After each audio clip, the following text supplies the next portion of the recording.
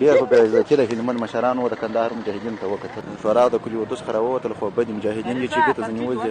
د طالبانو خپلمنځي اختلافات له 215 میوند قلي اردو شاوخوا 300 طالب جنګیالي وتلي دي. هلمند کې ځایي سرچینې وایي چې شاوخوا 300 طالب جنګیالي له 215 میوند قلي اردو څخه وتلي دي.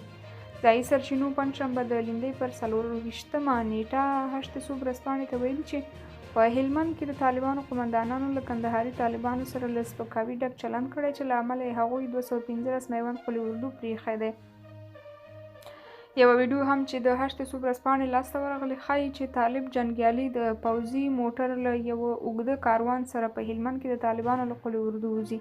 په دې ویډیو کې یو طالب جنګیالی وایي دا زرقاوي وه چې مجاهدین یې خوښ او راضي ساتل. ظاهرا زرقاوي په هلمند کې د دې ډلې په قلي اردو کې د طالبانو یو ناراضه قومندان دی. طالبانو تر اوسه په دې اړه بیا څه نه دي ویلي. درنو کتونکو، خپل نظر مو راسره د دغې موضوع مربوط کمنټونو کې ولیکئ او د نورو معلوماتو لپاره زموږ چینل هم سبسکرایب کړئ تر څو د هر ډول موضوعاتو نوي او تازه معلومات لومړی تر تاسو در ورسیږي.